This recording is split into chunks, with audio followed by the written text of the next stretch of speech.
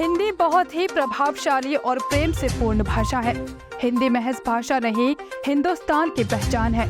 हिंदी को एक ऐसी महाभाषा कह सकते हैं जो विदेशों में बसे हिंदी भाषी लोगों को आपस में जोड़ने का काम करती है। भले ही हिंदी को राष्ट्रभाषा का दर्जा नहीं मिला है, लेकिन ये भारत की राजभाषा है।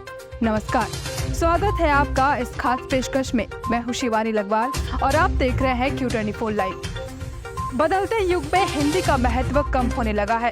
अंग्रेजी का चलन बढ़ने से भारत में हिंदी की उपयोगिता कम हो रही है। ऐसे में हिंदी के प्रचार प्रसार के लिए प्रतिवर्ष भारत में राष्ट्रीय हिंदी दिवस मनाया जाता है। 14 सितंबर यानी आज ही के दिन हर साल देश में हिंदी दिवस के तौर पर मनाते हैं। इस मौके पर हिंदी के महत्व के प्रति लोगों को जागरूक किया जाता है और हिंदी बोलने के लिए प्रोत्साहित किया जाता है। हिंदी भाषा है हिंदुस्तान की पहचान, क्यों कम हो रहा हिंदी का प्रचार प्रसार? आज ही के दिन क्यों मनाया जाता है हिंदी दिवस? क्या दशकों बाद विलुप्त हो जाएगी भाषा हिंदी?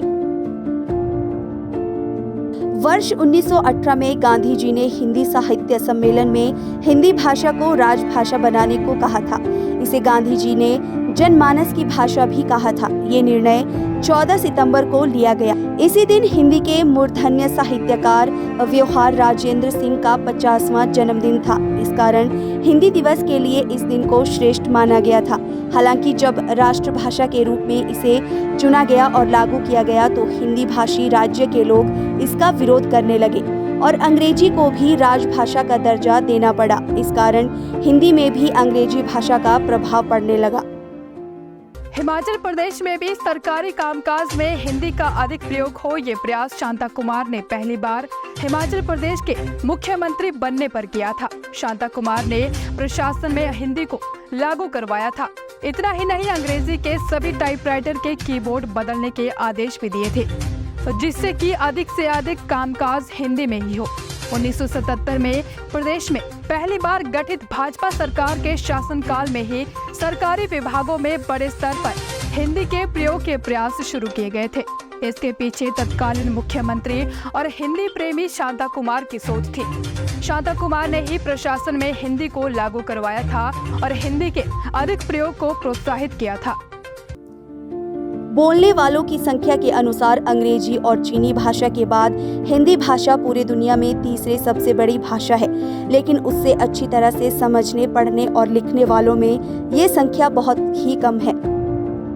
ये और भी कम होती जा रही है। इसके साथ ही हिंदी भाषा पर अंग्रेजी के शब्दों का भी बहुत अधिक प्रभाव हुआ है। कई शब्द प्रचलन से हट गए और अंग्रेजी के शब्द ने उसकी जगह ले ली है, जिससे भविष्य में भाषा के विलुप्त होने की भी संभावना अधिक बढ़ गई है। कई लोग अपने सामान्य बोलचाल में भी अंग्रेजी भाषा के शब्दों का या अंग्रेजी का उपयोग करते हैं, जिससे धीरे धीरे हिंदी के अस्तित्व को खतरा पहुंच रहा है। जिस प्रकार से टेलीविजन से लेकर विद्यार्थियों तक और सामाजिक संचार माध्यम से लेकर निजी तकनीकी संस्थानों और निजी कार्यालयों तक में अंग्रेजी का दबदबा कायम है। इससे लगता है कि अपनी मातृभाषा हिंदी धीरे धीरे कम या फिर दशकों बाद विलुप्त न हो जाए। यदि शीघ्र ही हमें छोटे छोटे प्रयासों द्वारा अपनी मातृभाषा हिंदी को अपने जीवन में एक अनिवार्य स्थान नहीं देंगे तो ये दूसरी भाषाओं से हो रही स्पर्धा में बहुत पीछे रह जाएगी। फिलहाल मुझे दीजिए इजाजत और जुड़े रहिए Q24 लाइव के साथ। नमस्कार।